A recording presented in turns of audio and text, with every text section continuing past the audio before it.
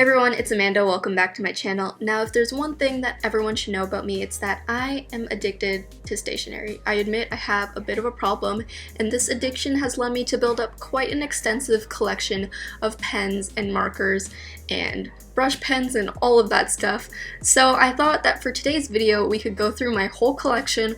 I'll talk a little bit about each of them. I'll do mini swatches and mini reviews on each of them, and hopefully you'll find this helpful because I know that you guys always ask questions about the supplies that I use and have. It took quite a bit of time because I do have so many, but I think it was worth it in the end. We have a lot to get through, so let's just get right into it. Starting off with my markers, I have, of course, the classic Sharpie permanent markers. I'm sure a bunch of you guys have used these before. I have the whole rainbow. It kind of has a classic marker tip that you can make thicker lines and thinner lines. These aren't the best for bullet journaling or doodling in a sketchbook because they do bleed through, but I have a ton of colors, so I wanted to show you guys. I also have the metallic ones, which surprisingly don't bleed through as much as the classic ones. I love using these. They show up on darker paper and they just look really great. I also have the neon collection. Honestly, I don't use these too much because of the bleed factor, but they're just kind of a nice marker to have for all-purpose uses.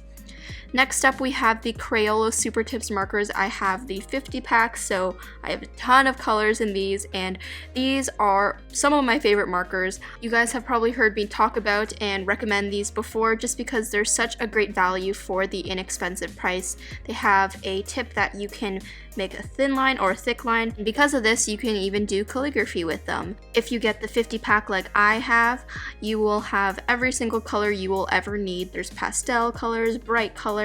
The only minor issue that I have with these markers is that they do pull up when you lift off the pen, so it does not give you an even wash of color when you're coloring something in. As you layer the marker, it will get darker and eventually it will bleed through, but a simple one wash layer does not bleed through the Leuchtturm pages, which is great. I get a lot of questions from beginners asking what I recommend, and these are definitely my #1 recommendation. So I will leave the link to these as well as the other pens that I mentioned in this video in the description box below. Next up, we have my Copic sketch markers. Now these are double-ended. They have a chisel tip as well as a brush tip, and these are actually meant more for illustration and art. So you definitely need thicker paper for these markers. They're meant for layering and shading and blending and all of that fun stuff. So I generally use them with marker paper, not for bullet journaling. But again, I did want to show you guys the colors selection that I have as well as the way that they work. I find that these give you such an even wash of color even when you layer, which is awesome because the color that you put down is the color that it ends up being. These do require a bit of practice. Even I haven't mastered them yet, but eventually you will get the hang of them. Again, they're just more so for art purposes. Next up, we have my Zebra Mildliners. They're so beautiful. I just love the look of the actual packaging.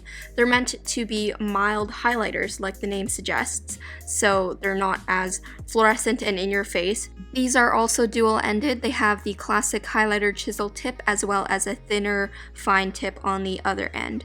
Now, just in case you guys were wondering, they come in packs of 5, so I've split up the swatches according to those packs. The first one is a bit more fluorescent than I would like, but I love the other two and I use them all the time. The issue I have with these is that they are harder to find, so if you can't find these, I think that Crayola Supertips would be a great alternative.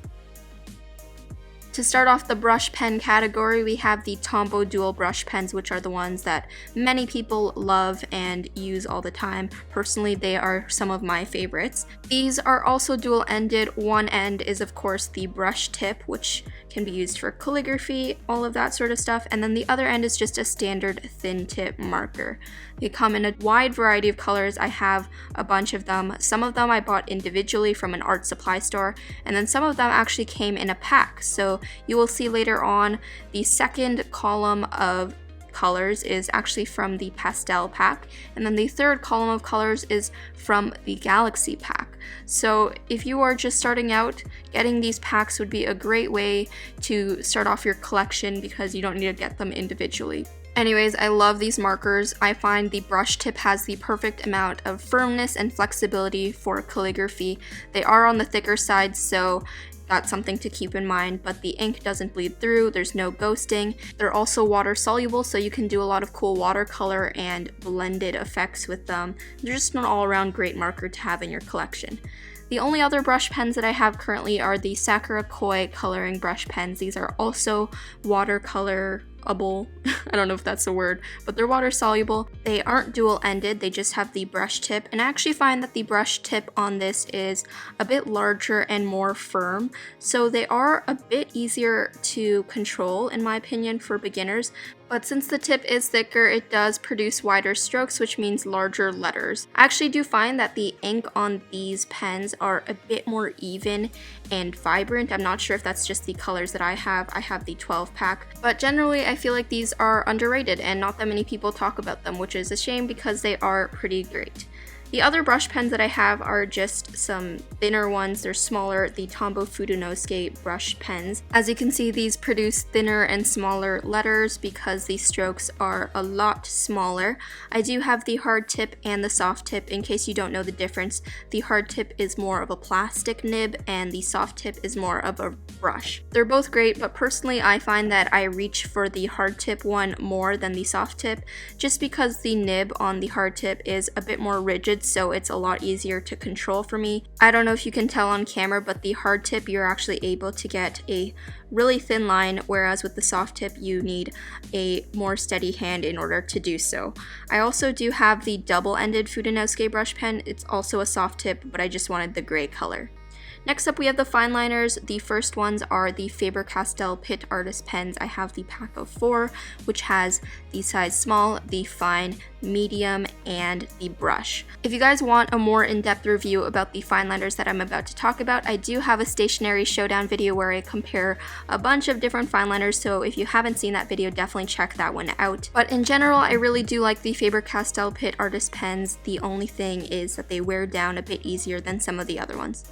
Next up we have my Staedtler Pigment Liners. Again, I just have a pack of 4, which has the 0.1, 0.3, 0.5, and 0.8 in it. Again, I'm not going to talk too much more about these just because I do have a more in-detail review over on the other video. But these next ones are some of my favorites. You guys know I use these all of the time. They're the Sakura Pigma Microns. I have the plastic nibs as well as the standard fine liners. The standard fine liners are of course felt tipped. They come in a variety of different thicknesses, whereas the plastic nib, as the name suggests, has a plastic nib and they only come in one thickness, but they're meant to be a bit more durable and they do come in other colors. I always get asked which ones I use the most, and those would be the 0.3, the 0.5, as well as the black plastic nib.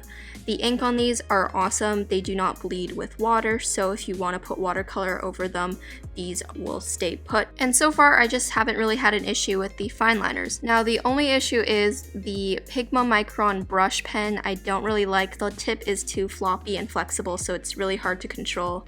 But I will only focus on the fine liners because that's mainly what I use these for. Now let's talk about my Copic Multiliners. These have been my longtime loves. I used to use these when I was in middle school, and they've lasted quite a long time, so that is pretty impressive. They are some of the highest quality fine liners you can get. I love that the SP version, these silver ones, are refillable, so you just have to replace the inner cartridge once you run out of ink, which is great. They actually do come in different colors. I have the sepia toned ones as well as some of the gray color ones, which is kind of a nice variation to have. Usually I will use these for when I'm drawing or inking an artwork, not so much for journaling or for writing, but I love these. They're high quality. The only thing is that they are a little pricey. The last complete set of fine liners that I have are the Stabilo .88 fine liners. These are in a 0.4 thickness and they come in a rainbow of colors. As you can see, these came all in a set. These ones are awesome. They're very, very affordable, as I mentioned in my fine liner video, and they are pretty high quality. I have heard from people in the comments though that eventually over time they do fade, so that's something to keep in mind. But overall, for the affordable price, these are a great value, and you'll definitely get a lot of use out of these because they are quite versatile. The next category of pens are just miscellaneous pens. These are more ballpoint or just one-offs. So I have the Pentel Sign Pen. This is a thicker felt tip pen. Actually, the only reason why I got this is because I thought I was getting the Pentel Food Touch pen, which is the brush version. I also wanted to show you some of my favorite ballpoint or more standard pens. This is the Uniball Signo DX in the 0.38 thickness. I actually use this one all the time for writing tasks in my bullet journal. The Muji Gel Pen in 0.38 is probably the most comparable, but I tend to prefer the Uniball Signo one just because it is a bit smoother, but I do have the Muji in the 0.5 as well. Finally, I have my erasable pen. This is the Pilot Frixion erasable pen. Don't use this that much, but it's nice to have in my collection. Lastly, I have some fun pens. These are the GellyRoll from Sakura. So I have the GellyRoll Moonlight 0.6. And in case you don't know what GellyRoll pens are, they're kind of like the classic gel pens that you used as a child. So they show up even on darker paper. They have very bright fluorescent colors, and I can't help but smile whenever I use these because they're just so much fun. I was actually surprised to find out that they do bleed and ghost quite a bit on the Leuchtturm pages. I thought that since they were a gel pen formula, it would just kind of sit on the page, but that's not the case. I do also have the standard GellyRolls in the 1.0 thickness. These are just a wider line than the Moonlight 0.6 ones. And then the fun ones that I have are the Glitter collection as well as the Gold Shadow. So the Glitter collection has chunkier sparkles within it, whereas the Gold Shadow kind of has a metallic gold shift to all of the colors. It's hard to see on camera, but in person you can definitely see a difference. If you haven't felt the joy of playing around with GellyRoll gel pens, then you haven't lived, because these are just my childhood in a pen. They're so much fun. Alright everyone, so that is my whole collection of pens and markers with all of the swatches and reviews along with it. I hope you guys found this helpful. I do have a lot. I know I have a problem, but the first step is admitting you have a problem. So please just comment below and make me feel like I'm not the only one with a stationery addiction. I did also want to mention that the storage containers that I use to hold all of my pens are from the dollar store. I get a ton of questions on my Instagram how I store all of my stationery stuff, but I just use these cylindrical vases from the dollar store just to hold them all, and they fit perfectly in there. I do know that this isn't necessarily the best way to store pens because they will dry out quicker if they're facing the tip side up, but I am looking into finding a better way to organize all of them. But right now this'll do just fine. You guys know the deal. I have an Instagram where I post more art and bullet journal inspiration, so you can follow me there at AmandaHDoodles. I also do live streams over there every single Sunday, so I hope to see you guys there when we hang out more. Anyways, thanks so much for watching. I hope you guys have an awesome day and keep doodling. Bye guys.